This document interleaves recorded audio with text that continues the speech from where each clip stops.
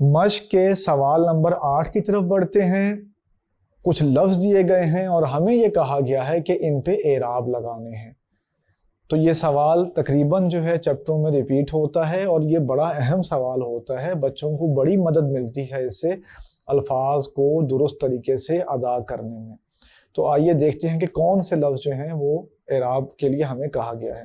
تو طوطی و بلبل، تذکرہ، گفتگو، حرمت، آبرو، ظہور، داغ لالہ اور خار گل۔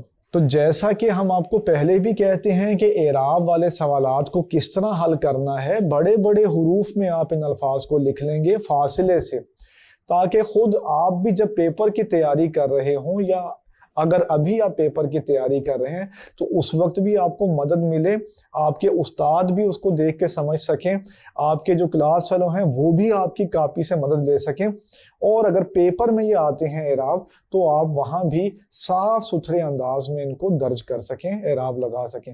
تو کیا کریں گے، بڑے بڑے حروف میں فاصلے سے ان الفاظ کو لکھ لیں گے۔ آئیے بڑھتے ہیں پہلے لفظ کی طرف۔ تو پہلا لفظ جو ہے طوطی و بلبل، توئے پہ آپ پیش واؤ جو ہے ساکن ہے، پھر توئے کے نیچے زیر، اس کے بعد آپ بے پر پیش لگائیں گے، لام ساکن، پھر بے پر پیش اور لام ساکن، اور طوطی کی جو چھوٹی یہ ہے ادھر آپ ساکن لگا دیں گے۔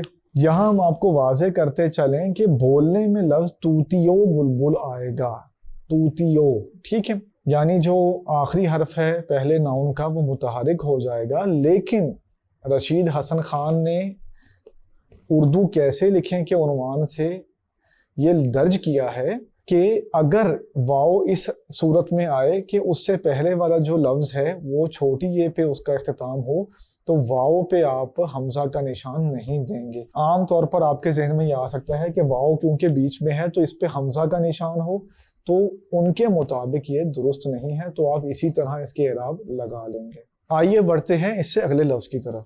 اس سے اگلا لفظ ہے تذکرہ، تے پر زبر، زال ساکن ہے، پھر کاف کے نیچے زیر ہے، رے پر زبر اور ہے ساکن، یوں یہ لفظ بنے گا تذکرہ۔ آئیے بڑھتے ہیں تیسرے لفظ کی طرف۔ تیسرا لفظ ہے گفتگو، گاف پر پیش لگائیں، فے ساکن، تے بھی ساکن، پھر گاف پر پیش اور واؤ ساکن، یوں یہ لفظ بن جائے گا گفتگو۔ اس کے بعد باری آتی ہے چوتھے لفظ کی، آئیے اس کے اعراب لگاتے ہیں۔ یہ لفظ ہے حرمت، ہے پر پیش، رے ساکن، میم پر زبر، تے ساکن، حرمت۔ آئیے اب ہم اس سے اگلے لفظ کے اعراب لگاتے ہیں۔ یہ لفظ ہے آبرو، تو الف پہ تو مد موجود ہے اور وہ آواز جو ہے آپ کو پتہ ہے کہ کون سی آواز اس سے پیدا ہو رہی ہے، پھر بے کو آپ ساکن کر دیں گے، رے پر پیش اور واؤ ساکن، یوں یہ لفظ بنے گا آبرو۔ اس کے بعد لفظ ہے ظہور، آئیے اس کے اعراب لگاتے ہیں۔ تو آپ زوئے پر پیش، ہے پر پیش، واؤ ساکن اور رے ساکن، یوں یہ لفظ بن جائے گا ظہور۔ چلی سمت غیب سے کیا ہوا کہ چمن ظہور کا جل گیا۔ ظہور لفظ ہم نے پڑھا تو ہمیں ایک شعر یاد آ گیا، یہ شعر کس کا ہے ہم آپ کو بتائیں گے، پہلے شعر آپ سماعت کر لیں کہ چلی سمت غیب سے کیا ہوا کہ چمن ظہور کا جل گیا، مگر ایک شاخ نہال غم جسے دل کہو سو ہری رہی۔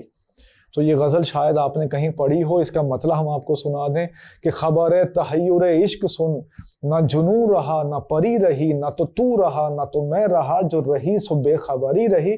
تو یہ اردو کے ایک بہت اچھے شاعر گزرے ہیں سراج اورنگ آبادی، ان کی یہ غزل ہے۔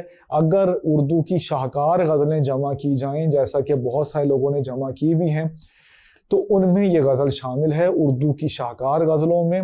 تو اس میں یہ لفظ استعمال ہوا ظہور، تو ہم نے کیونکہ اس کو کئی سال پہلے پڑھ رکھا تھا، تو جب انسان نے کچھ پڑھ رکھا ہو تو پھر اس طرح کا لفظ جب دوبارہ اس کے سامنے آئے تو وہ اپنے اسے یادداشت سے جوڑ دیتا ہے، کوئی چیز ابھر کے سامنے آ جاتی ہے۔ تو آئیے بڑھتے ہیں اس سے اگلے لفظ کی طرف۔ اس سے اگلا لفظ ہے داغ لالہ، دال پر زبر، الف ساکن، غین کے نیچے زیر، दागे, लाम पर ज़बर, अलिफ साकिन, लाम पर ज़बर, हे साकिन। तो ये लफ्ज़ बनेगा दागे लाला, ये इजाफत बनेगी। देखें सबक में लिखा है बेदाग लाला, ये वो लफ्ज़ नहीं है। अगर बेदाग लाला लिखा हो फिर गैन के नीचे जेर नहीं देंगे, लेकिन इसमें दाग लाला लिखा है तो दाग लाला कोई लफ्ज़ नहीं बनता, दागे लाला जो है वो लफ्ज़ बनता है इजाफत के साथ, ये इजाफत है। आइए बढ़ते हैं इस सिलसिले के आखिरी लफ्ज़ की तरफ। तो आखिरी लफ्ज़ भी अपने मा कबल लफ्ज़ की तरह, जैसा कि इससे पहले आया है, खे पर ज़बर, अलिफ साकिन और रे के नीचे जेर आप लगाएंगे, खारे, गाफ पर पेश और लाम साकिन, खारे गुल यानी गुलाब का कांटा। तो हमने आपके सामने एक्सरसाइज के 8वें सवाल, जो एक्सरसाइज का आखिरी सवाल था, उसमें दिए हुए तमाम लफ्ज़ों के एराब लगा दिए हैं और कुछ बातें जो कि गौर तलब थीं, बताने लायक थीं, वो आपको बता दी हैं। उम्मीद है आपको इस सिलसिले से सीखने का मौका मिला होगा। हमने आपके सामने इस सिलसिले में एक्सरसाइज के तमाम सवालों का हल पेश किया है। उम्मीद है आप इन चीज़ों को मद्देनज़र रखेंगे और इस सबक की तफ़हीम जो है वो मुकम्मल हो जाएगी। मेरा नाम फरहान अली है और मैं tutoria.pk पर उर्दू का ऑन स्क्रीन इंस्ट्रक्टर हूँ।